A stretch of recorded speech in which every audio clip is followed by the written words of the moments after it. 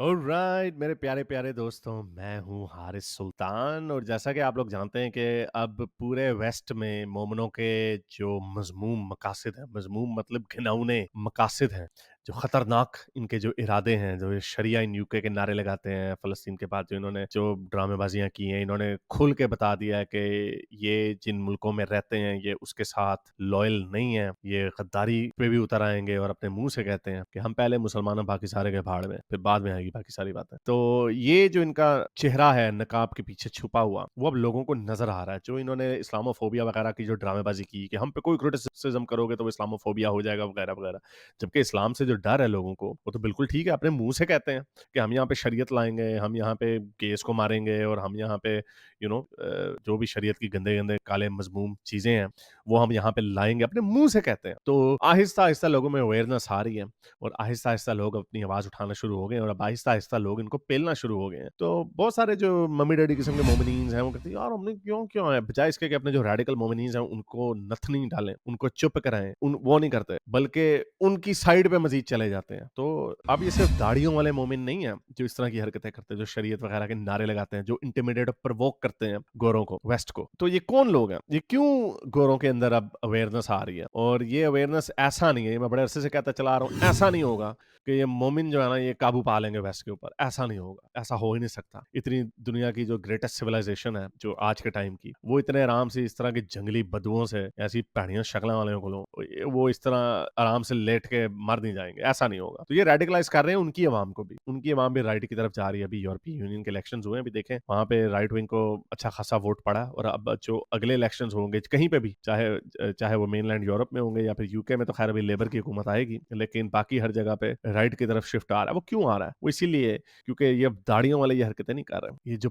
बड़े mummy daddy किस्म के ना, वो भी खुल के इस तरह की बातें करते हैं। तो उस तरह की एक वीडियो अभी यूनिवर्सिटी ऑफ इलिनॉय में एक वीडियो वायरल हुई भी है, एक मोमिन की, अमेरिकन मोमिन है, यानी अमेरिकन कहा जाएगा, उधर का बॉर्न लग रहा है। तो वो मोमिन जो है वो देखे क्या कह रहा है। ये आज से 20 साल पहले इनके अंदर ये हिम्मत नहीं थी। ये इतनी हिम्मत क्यों आई? वो इसलिए आई क्योंकि गोरे बेचारे टॉलरेंट लोगों को कहते हैं आई जाओ कोई बात नहीं, प्यार मोहब्बत से गले से लगाते हैं लोगों को, यार सारे इंसान बराबर होते हैं, ये वो। तो अब वो राइट की तरफ इसलिए शिफ्ट हो रहे हैं क्योंकि इस तरह के लोग खुल के क्या बातें करते हैं, जरा सुनिए। America is the cancer.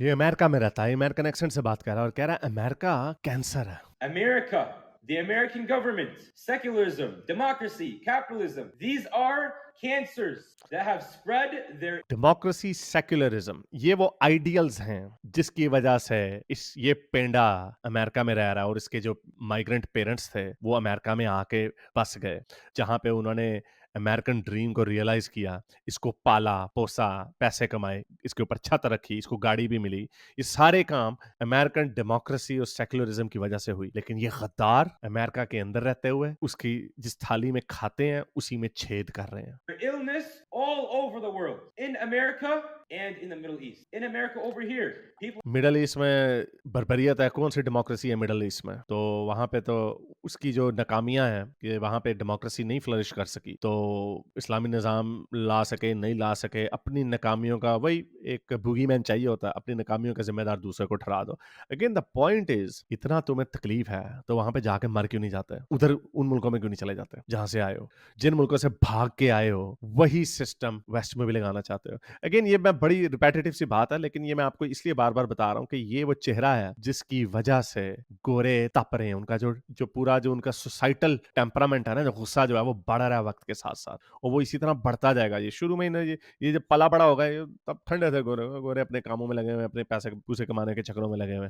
ये अब एक इतनी वोकल माइनॉरिटी बन गई है, इतने गंदे लोग, इनकी आवाज इतनी ऊंची हो गई है थैंक्स टू सोशल मीडिया, कि ये जो इनके ख्वाब है ना कि लोग सारे इस्लाम की तरफ आ रहे हैं, कोई नहीं आ रहे। जब भी जो गोरे इस्लाम कबूल भी करते हैं ना, वो भी 4-5 साल बाद छोड़ देते हैं। जब वो देखते हैं उड़ने खोते चांद के दो टुकड़े, औरतों की ठुकाई, और ऊपर से इनके पास कुछ भी अच्छा दिखाने को नहीं है। Literally they have nothing to show for. West में जब आप इंडिविजुअलिज्म पे बिलीव करते हैं तो अपनी ह्यूमन फ्लरिशमेंट के ऊपर यकीन रखते हैं, सर्वाइव के दायरे से निकल के थ्राइव करने लग जाते हैं, तो फिर आप ऑब्वियसली हीडोनिज्म में भी जाते हैं, आप अपनी जिंदगी की फ्लरिशमेंट को फोर फ्रंट पे रखते हैं। तो उसके रिजल्ट में ऐसे होता है, ये इसका एक नोन फैक्ट है हर जगह पे कि लोग बच्चे कम पैदा करते हैं, जिसकी वजह से जो मेंटल हेल्थ के भी इश्यूज होते हैं, ये फर्स्ट वर्ल्ड की प्रॉब्लम्स हैं। जब जाहिर बात है, जब वो आप देखते हैं कि आपके पास खाना भी है, सब कुछ है, अच्छी गाड़ी है, घर है, छत है, वार्म बेड है, हर चीज है, उसको मेंटेन करने के लिए भी आपको हार्ड वर्क एफर्ट करनी पड़ती है, जिसकी वजह से लोग दिमागी अमराज का शिकार हो जाते हैं। तो उनको स्केप चाहिए होता है कई लोगों को, तो वो टेम्पररी सोल्यूशन उन्हें इस तरह के जो नौसरबाज धोखेबाज लोग होते हैं, वो कहते हैं इस्लाम में आओगे तो बड़ा कुछ ठीक हो जाएगा। तो वो एक बहुत छोटी सी परसेंटेज है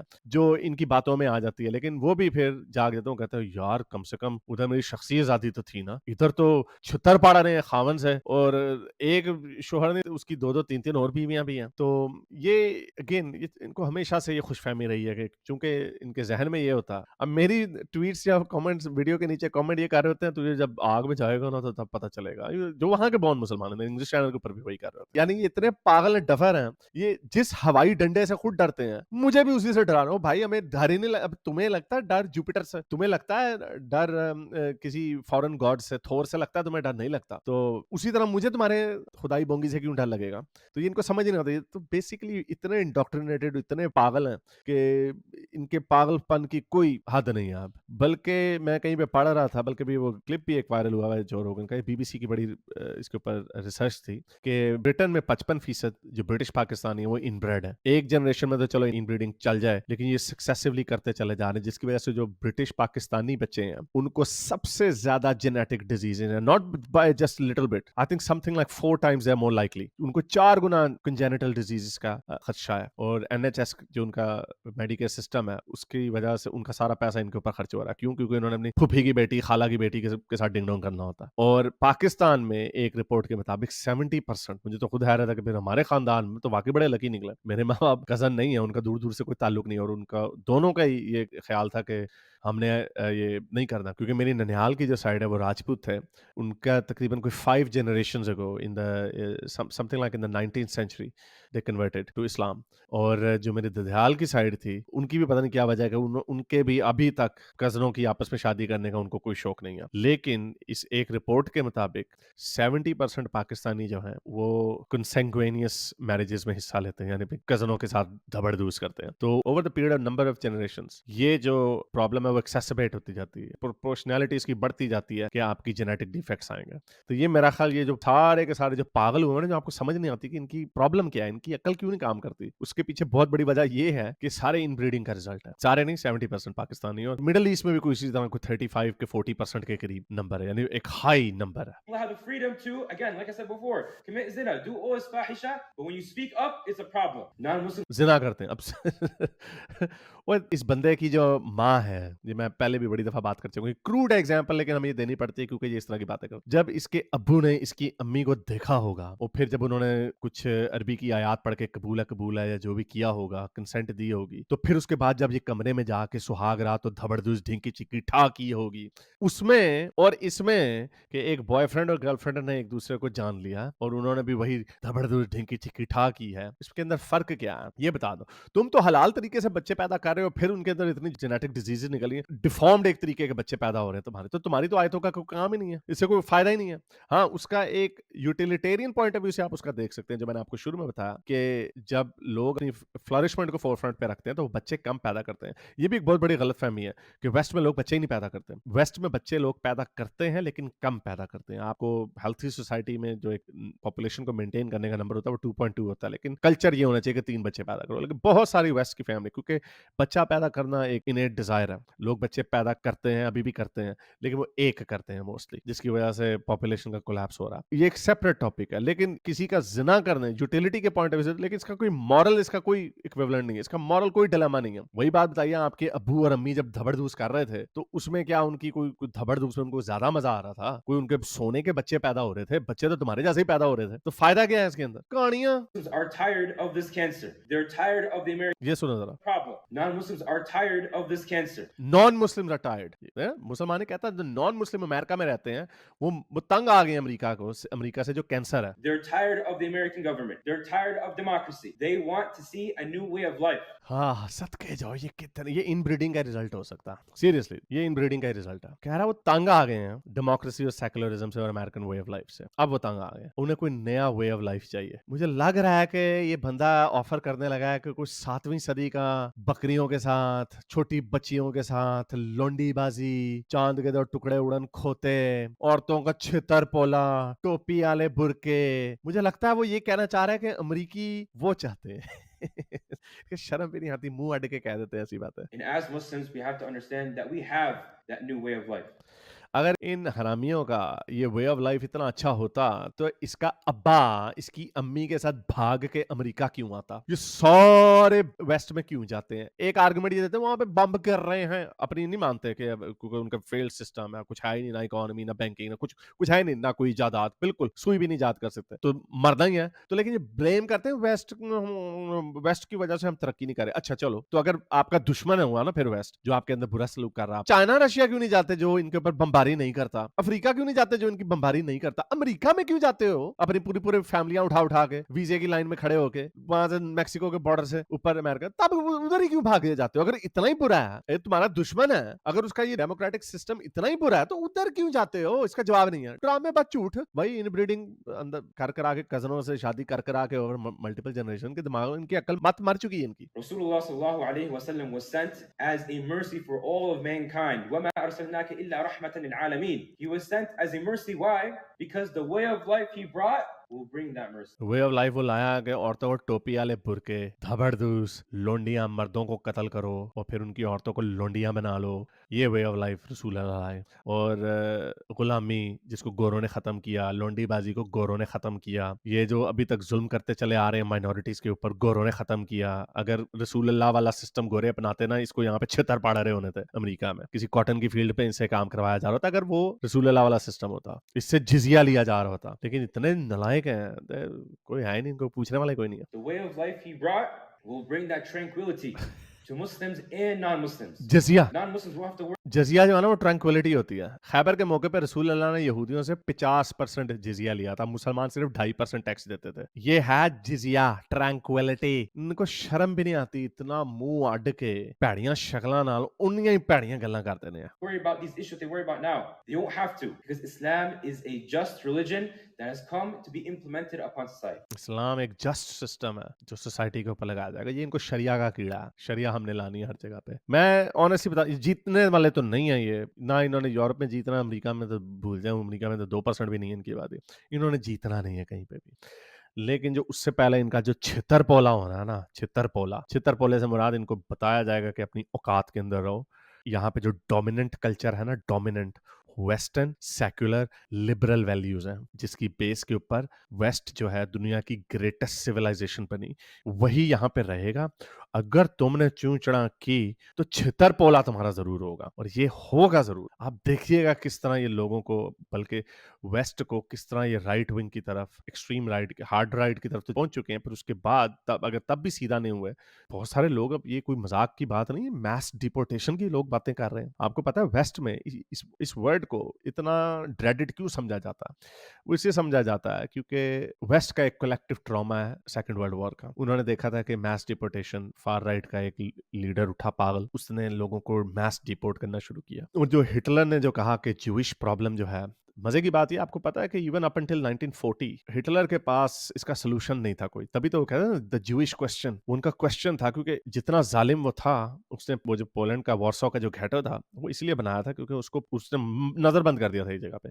अभी उसके अंदर भी इतनी हिम्मत नहीं थी कि मैं इन सारों को एक मैस स्केल के ऊपर, इंडस्ट्रियल स्केल के ऊपर उनका कत्ल किया जाए। और इस पर बड़ी इंटरेस्टिंग स्टोरी है कि किस तरह पहले आहिस्ते से उनको मारते रहे, गोलियों से मारते रहे, लाइन में खड़ा करके, लेकिन वो भी उसका ट्रॉमा जो जो नाटसी के जो सोल्जर्स थे उनके ऊपर बड़ा बुरा असर पड़ रहा था। तो फिर उन्होंने बाद में गैस चेम्बर्स बनाया। वो फिर 1941 में जाके जब उसने ऑपरेशन बारबरोसा हुआ, जब हिटलर ने सोवियत यूनियन के ऊपर हमला किया, तो उसके बाद वहां पे उसने उसको ऑन मैस उनका कत्लेआम शुरू किया। 1933 से लेकर 1940 तक बहुत थोड़े यहूदियों ने जर्मनी थर्ड राइख छोड़ी थी। हालांकि जितनी हैरेसमेंट उनकी शुरू हो गई थी 1935 से, हैरेसमेंट तो शुरू से शुरू हो गई थी, लेकिन 1935 में फिर उसमें और तेजी आती गई। और उसको एक तो बड़ी मशहूर है ना, night of the long knives, उसी तरह किया है the night of broken glass. उसमें ये हुआ था कि एक यहूदी ने एक नाटसी एम्बेसडर को फ्रांस में, उसने उसको पेरिस में कत्ल कर दिया था, जो कि हिटलर को बहाना चाहिए था। और गोबल्स ने उसको कहा ये प्रोवोकेशन है, यहूदी हैं। और उस रात को कोई हजारों यहूदियों का आम लोगों ने जमघटा छोड़ दिया था, उनको कत्ल किया था। फिर बाद में जब पूरी दुनिया में जब शोर मचा तो उसने कहा अब ये लोगों ने खुद किया अपने तौर पे। द पॉइंट इज कि जितनी नफरत हिटलर के दिल में थी, फिर तब वो भी ये नहीं उसको कुछ कर पा रहा था, लेकिन इवेंचुअली ही मूव टू दैट पॉइंट। तो इसलिए जो अब का जो मॉडर्न वेस्ट है, post second world war west है, उनको इस तरह की लैंग्वेज से उनका क्योंकि ट्रॉमा है, उनको बड़ा डर लगता है, इसलिए वो मैस डिपोर्टेशन की बातें नहीं करते। उन्होंने पूरी अपनी पिछले 75 सालों में एक दो जनरेशन ऐसी पैदा की कि नेवर अगेन। लेकिन क्या वजह है कि ये लोग ये बातें कर रहे हैं, जिसकी वजह से उनके अंदर एक बहुत बड़ी तादाद अब उठ रही है ऐसी जो ये टर्म्स यूज कर रही है कि इनको मैस डिपोर्ट किया जाए। ये जो माइग्रेंट्स आते हैं ना, जो आके अभी 2 हफ्ते पहले डाला था, वो जर्मनी में अफगान ने पुलिस वाले को मार दिया था। अभी कल फिर एक अफगानी माइग्रेंट ने, वो यूरोस चल रहे हैं फुटबॉल को, उनको एक को कत्ल कर दिया और फिर बाद में उसको पुलिस ने मार दिया।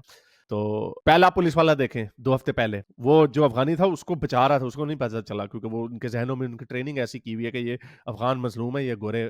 तो उसने गोरे को पकड़ लिया, तो अफगान के हाथ में छुरी थी, उसने उसको मार दिया। अब फ्लिप देखें कि अब जो परसों वाकया हुआ उसमें वो सीधा अफगानी के पास गया, उसने सीधा अफगानी को गोली मार दी पुलिस वाले ने। तो ये जो सख्ती है ये अब इनके ऊपर बढ़ती चली जाएगी। और जो कल्चर जो उन्होंने बनाया था कि मैस डिपोर्टेशन नहीं करनी, इंक्लूसिव है, सारे लोग बराबर हैं, जाहिर बात है वो उस वक्त तो एक यहूदी जो थे वो तो बिल्कुल ही मजलूम थे ना, और उनका कोई ऐसा कसूर नहीं था। कोई दुनिया का कोई हिस्टोरियन नहीं है बात मानता कि फर्स्ट वर्ल्ड वॉर में जो जर्मनी की जो शिकस्त हुई थी वो यहूदियों की वजह से हुई थी। There is no absolutely no connection to that, क्योंकि यहूदी सिर्फ जर्मनी में नहीं रहते थे, यहूदी बाकी यूरोप में भी रहते थे। जो फर्स्ट वर्ल्ड वॉर के में जो जीते थे, जैसे फ्रेंच थे या ब्रिटिश थे, वो उधर भी यहूदी उतने ही रहते थे जितने जर्मनी में रहते थे। शायद थोड़ा बहुत ब्रिटेन में शायद थोड़े कम थे, लेकिन मेनलैंड यूरोप में थे उतने ही ऑन पार ही थे। तो यहूदियों ने फ्रांस को क्यों जिताया, जर्मनी को क्यों हरवाया, ऐसा कोई नहीं है, इसका कोई हिस्ट्री में ताल्लुक नहीं। लेकिन वो पागल आदमी खपती उसने यहूदियों को मुर्दे इल्जाम ठहराया। लेकिन यहाँ पर as such UK, US, France, इनकी इकोनॉमी को